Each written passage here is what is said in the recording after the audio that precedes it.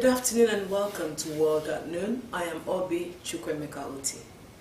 Governor Lucky Aiyedatiwa says his administration is committed to expanding the existing bilateral relationship between the state and the Linyin city in the People's Republic of China to further boost the economy of the state.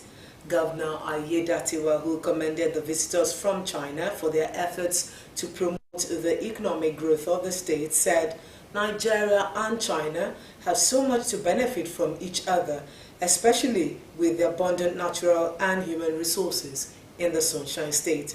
The governor, who noted the agrarian nature of the state, called on the Chinese to take full advantage of the resources available. Government House correspondent Wahab Bankole completes the story. Seated here at the governor's office in Akure are visitors from the Linyin city in China.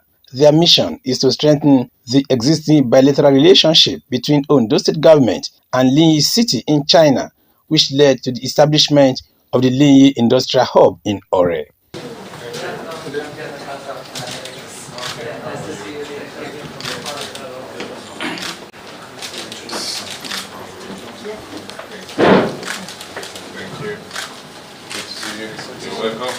Delivering his opening remark, the Chief Executive Officer of Ondo State Development and Investment Promotion Agency, ONDIPA, Mr. Gbenga Badejo, went memory lane on the relationship between the state and Linyin city. To further deepen the relationship they already have with us.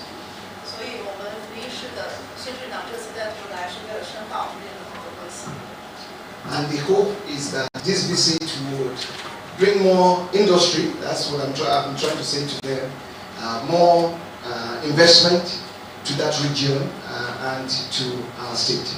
The Consul General of China in Lagos, Yang Yuqin, who spoke through an interpreter, applauded the robust relationship between Ondo State and Linyin city and expressed commitment to driving development in the state through agriculture, education, industry, and technology.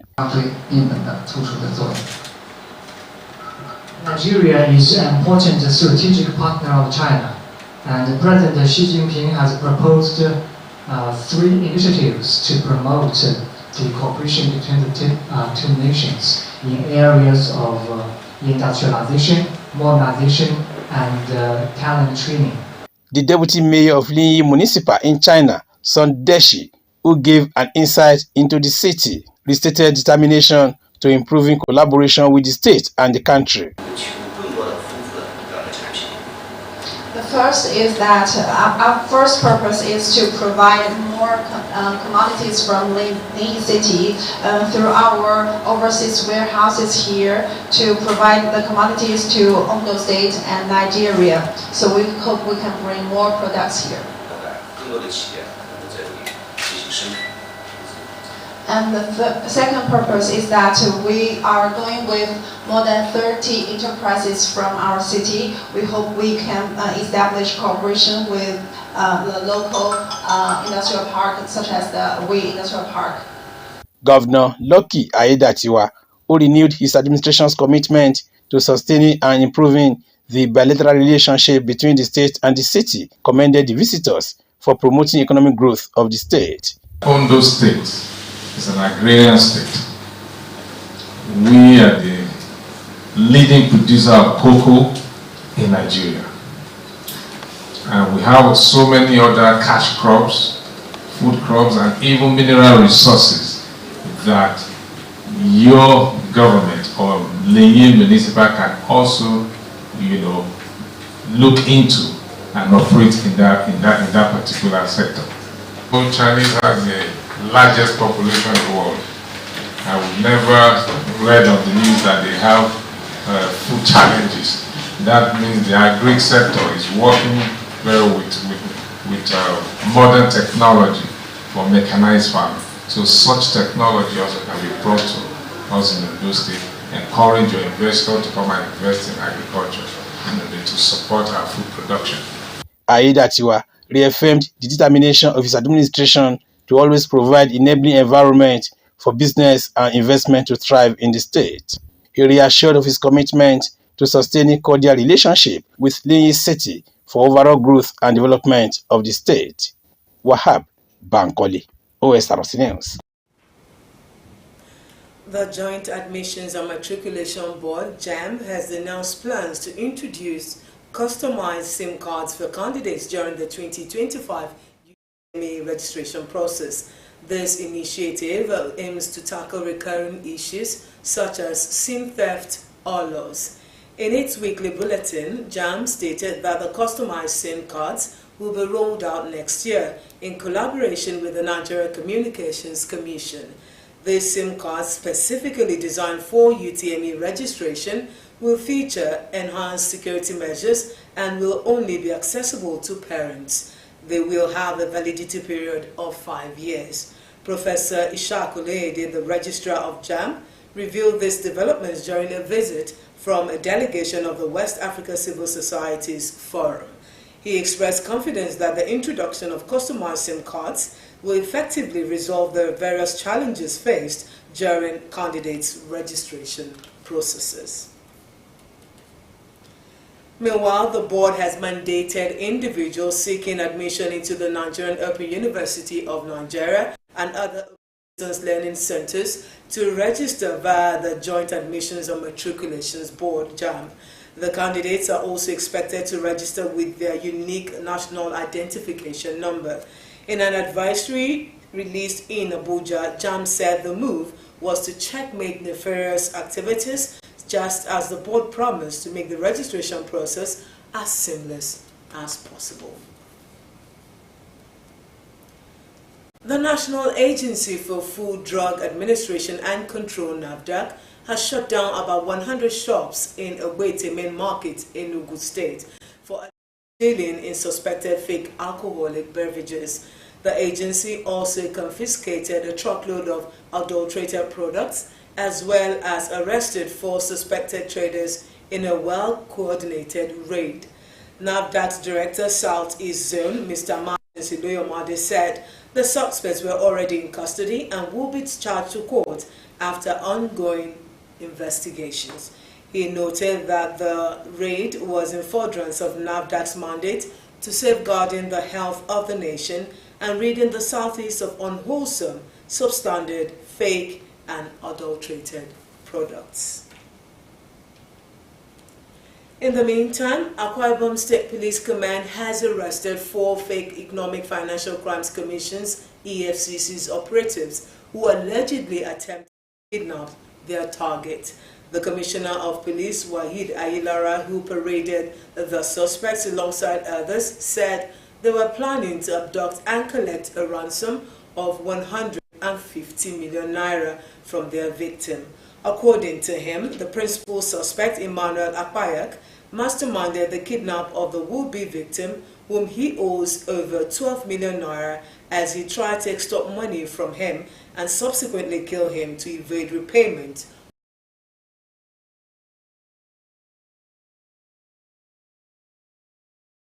Suicide bombing. The death toll in the suicide bombing attacks in the Goza area of Borno State has hit 32. 14 of the victims have been discharged. 26 remain in the hospital receiving treatment. The Vice President Kashim Shettima gave the update while speaking with journalists after paying a condolence visit to the victims and families of those who lost their lives in the suicide bombings. The attacks carried out by suspected female suicide bombers struck a wedding, hospital, and a funeral in Goza, a town near the border with Cameroon.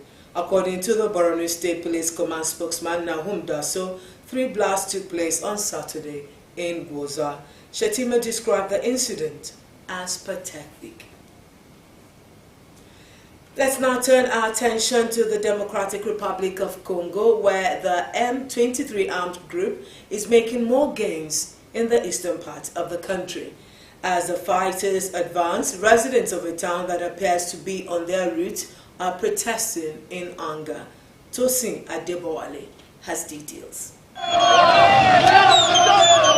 Anger in Butembo as the M23 rebel groups appear to be making their way towards the town, which is the main commercial hub in North Kivu province. La prise de Kanyabayonga de Kirumba We have been informed about the capture of Kanyabayonga by the rebels, and we are not happy. We cannot accept this situation at all. Kanyabayonga, a town of around 60,000 people in the North Kivu province, is the latest to fall to the Rwanda-backed M23 armed group. It is less than 150 kilometers from Butembo and seen as opening up a corridor to the rebels who seem to be heading north. Reports say there was a 2-week battle between the Congolese army and M23, but M23 say they are progressing towards what they call the liberation of the region. In Butembo itself, people have blocked roads and are attacking houses of politicians. We are protesting here since yesterday evening because we want to know the truth. Why are soldiers leaving the front line and coming here to this hotel while rebels are advancing? This is why we're here on the streets. The mayor denies military of Butembo soldiers are in the hotel. Rumors have spread across the town that some suspicious person was at the hotel and they wanted to check room by room, but they found nothing. This is why we took some strong security measures to stop these rumors among the population. Congolese troops reportedly used live fire against protesters. The conflict between the Congolese forces and the Rwanda-backed M23 in the Eastern Democratic Republic of Congo reignited in 2021, although Rwanda denies backing the group. The DRC's prime minister has ruled out diplomatic method to end the fighting, instead called for strong action and targeted sanction. Nous n'allons pas négocier avec ceux qui nous agressent. We're not going to negotiate with those who attack us. In the diplomatic way, we have the Luanda agreements, so we can see how the countries that support us in this peace process can force those who are attacking us to stop. Meanwhile, the UN says the fighting has displaced more than 1.5 million people, one of the highest totals anywhere in the world. Tosin Adeboali, Osrc News. In another development, Israel's military has issued new evacuation orders in parts of southern Gaza as it continues its attacks across.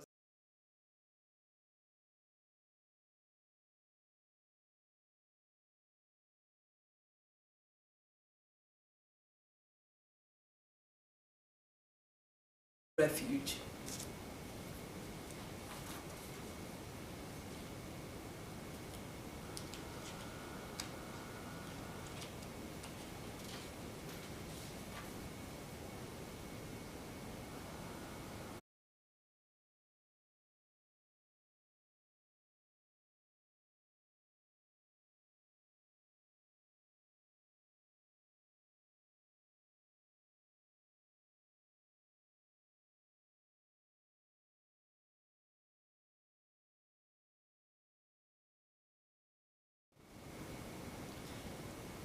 The Afghan Taliban government is attending its first United Nations-led meeting in Qatar.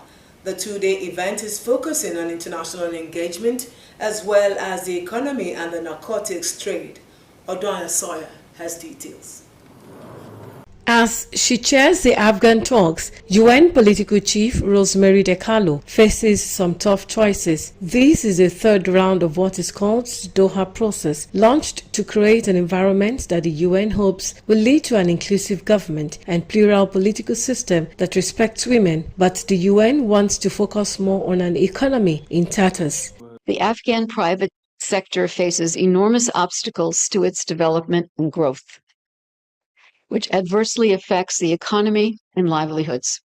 Afghanistan also needs support in building on progress made in curbing drug production. Faisal Al-Hamzal is Qatar's special envoy to the Minister of Foreign Affairs. His country has been instrumental in convincing the Taliban to attend the talks. The group, which took over Afghanistan in 2021, have repeatedly refused to discuss political reforms or women's rights, saying those are internal issues. I think this is going to be very useful for our upcoming meetings and going to pave the way for a solid consideration of the needs of the Afghani people in the future. So Qatar, we're aiming out of this process to promote stability, security in Afghanistan and the whole region. The international community wanted to have a wider debate where the Taliban, NGOs and women take part in broader talks, but the Taliban threatened to pull out, insisting they are the only legitimate authority in Afghanistan. The UN had to organize a separate meeting with the activists. International human rights organizations blamed the UN of caving in to Taliban pressure.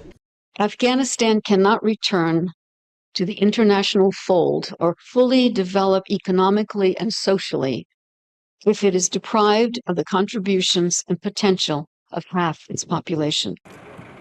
Many countries and regional institutions joined the talks. They fear the impoverished Afghanistan could see arms trafficking and violence spread across the country. The international community hopes engaging the Taliban may eventually lead to genuine political reforms and a change in that stance on girls' education. But there is another reason why key Western countries are keen on dealing with the Taliban, and they fear China and Russia would fill the vacuum.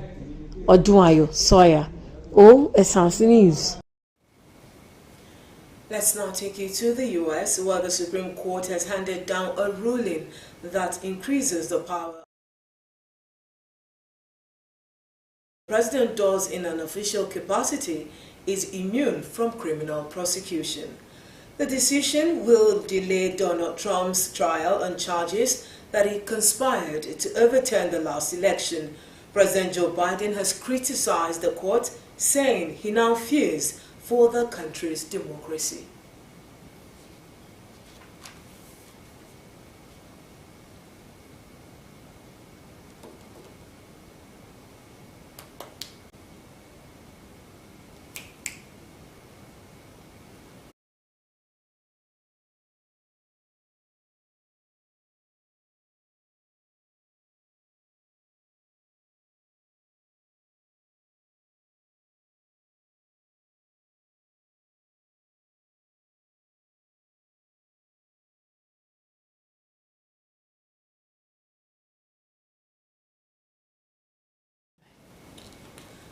We apologize for the lack of audio in that report.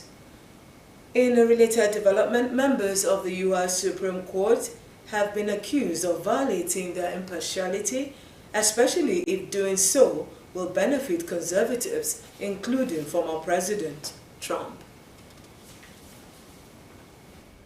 When it comes to the U.S. Supreme Court, experts say the idea of justice existing beyond politics has never been true, but certainly not now. Liberal critics of the court think it's being motivated more by politics.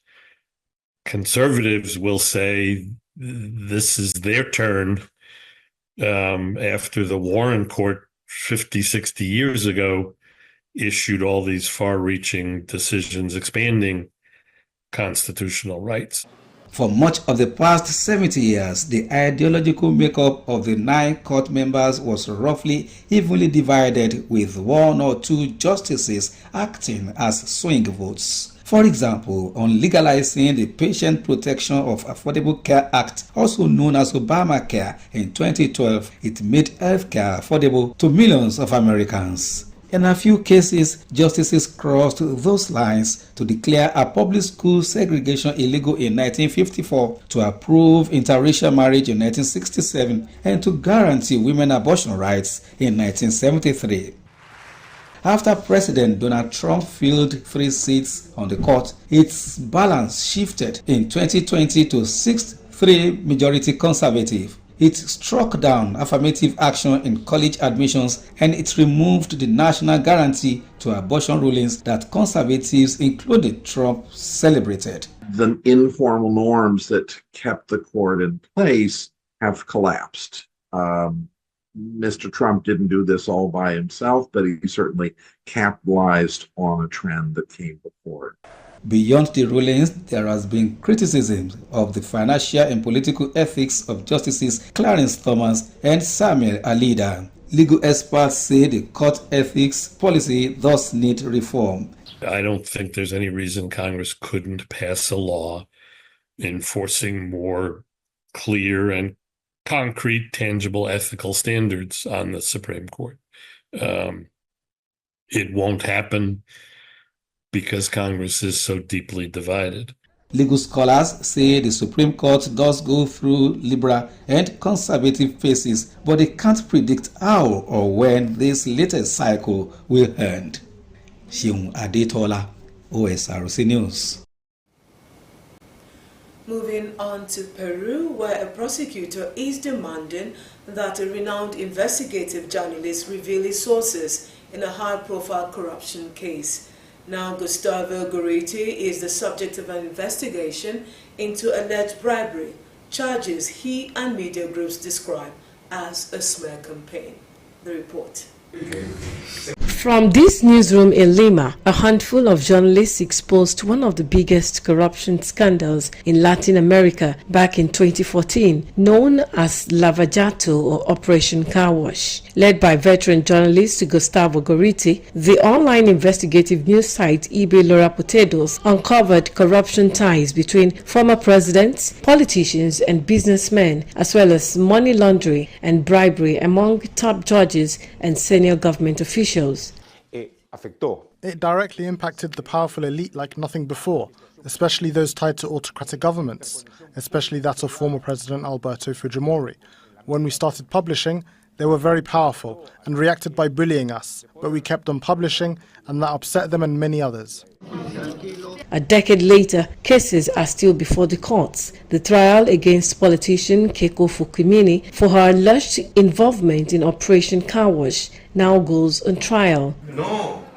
But now, Gorriti himself is the target of a criminal investigation. The prosecutor said Gorriti's stories are the basis of the case. It is clear they're turning his opinion and investigative reports into a corruption case. That is very serious.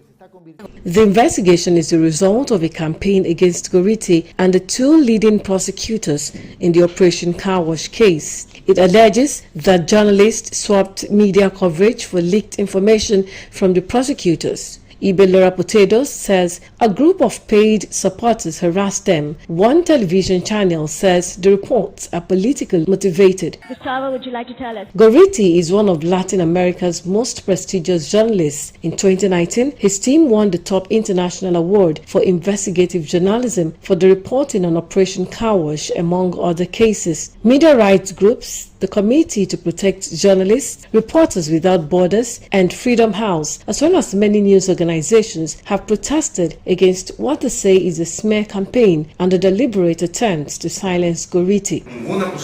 Throughout his career, Gorriti has been threatened, harassed, and even kidnapped. A judge will decide if he must reveal his sources. Gorriti says he will fight to protect them and his constitutional right to freedom of expression.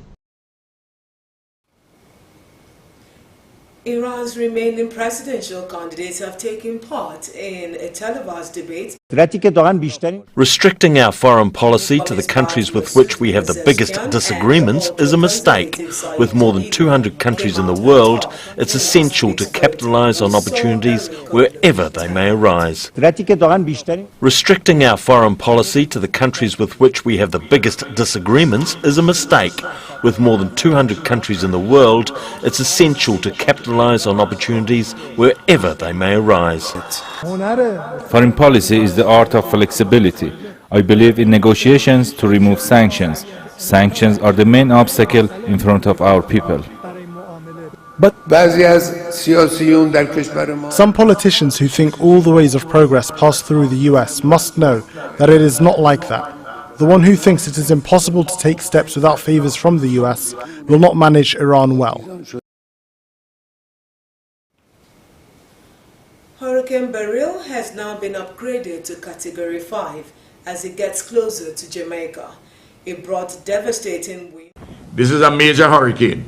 Of the Eastern Caribbean. It's not a joke. Wherever you have a hurricane of that type, a major hurricane of this type, a record-breaking storm due to its cars become missiles, you know, they lift it up. It's not a joke. Wherever you have a hurricane of that type, a major hurricane of this type, cars become missiles, you know, they lift it up and blown into buildings, you know, and tossed around. There is a potential for Beryl to remain a hurricane, a powerful hurricane across the Caribbean Sea. There is also a chance of hurricane force winds extending as far westward as to portions of the Yucatan Peninsula later this week. And that does it on World at Noon. Thank you for your time. Good afternoon.